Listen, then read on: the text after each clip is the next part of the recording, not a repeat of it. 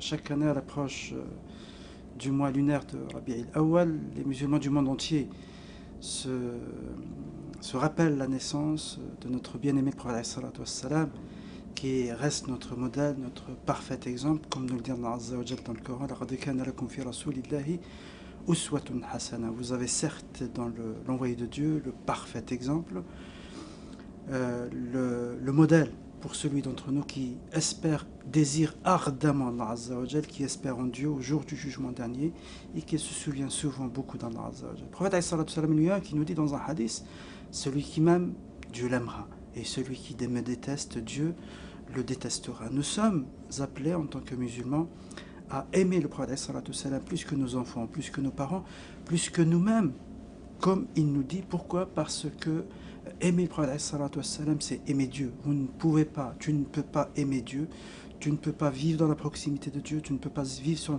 dans le souvenir de Dieu si tu ne sais pas, si tu ne connais pas ce qu'était le prophète sallallahu alayhi wa sallam. Il est le récepteur et le traducteur du Coran. Tu ne peux pas comprendre le Coran si tu ne connais pas parfaitement la vie du prophète sallallahu alayhi wa sallam. Et connaître la vie du prophète sallallahu alayhi wa sallam, c'est pas seulement connaître quand est-ce qu'il est né, quand est-ce qu'il est mort, quelles sont les batailles auxquelles il a participé, c'est pas du tout ça. C'est véritablement rentrer dans la vie du prophète sallallahu alayhi wa sallam et essayer de déterminer les enseignements qui pourront nous aider à trouver des solutions aux problèmes que nous sommes en train de vivre aujourd'hui.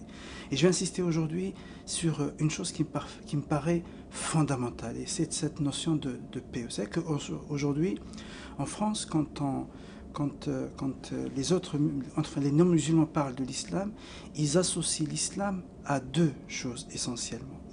Ils mettent en avant deux choses essentielles qu'on ne peut pas accepter en tant que musulmans. Ils lient l'islam à la violence et la discrimination. La violence vis-à-vis des non-musulmans et la violence et la discrimination vis-à-vis des femmes et vis-à-vis des non-musulmans. En tant que musulmans de France aujourd'hui, aux musulmans d'Occident, nous portons une lourde responsabilité sur la façon dont est perçu l'islam aujourd'hui. Parce que l'islam tel que nous le vivons au quotidien, avec nous-mêmes, avec notre Créateur, avec nos familles, avec ceux qui sont autour de nous, c'est avant tout une religion du cœur, une spiritualité approfondie et sans cesse renouvelée.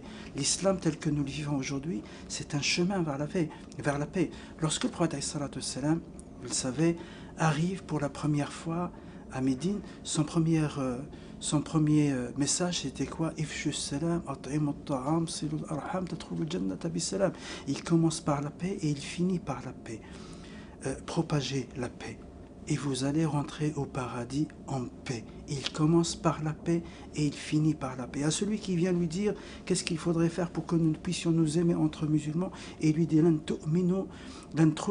tadkhulul jannata hatta tu'minu wa lan tu'minu hatta tahabu ala adullukum ala shay'in in fa'altumuhu tahabbtum fillah ifshu as-salama bainakum. Pour gagner le paradis, vous ne rentrez pas le paradis, vous ne gagnerez le paradis que lorsque vous êtes croyant. Vous ne serez croyant que lorsque vous allez vous aimer. Est-ce que vous voulez que je vous indique quelque chose? Si vous le faites, vous allez vous aimer. Ifshu salam, propagez la paix entre vous. Soyez les propagateurs de la paix. Ne soyez pas les entrepreneurs de la violence. Ne soyez pas les prêcheurs de la haine. Soyez les propagateurs de la paix. Et c'est ça qui vous permet de gagner le paradis. Nous avons, mes chers frères et chères sœurs, beaucoup à apprendre en revisitant la vie du prophète sallallahu alayhi wa sallam pour en tirer encore une fois des enseignements à ce que nous sommes en train de vivre aujourd'hui.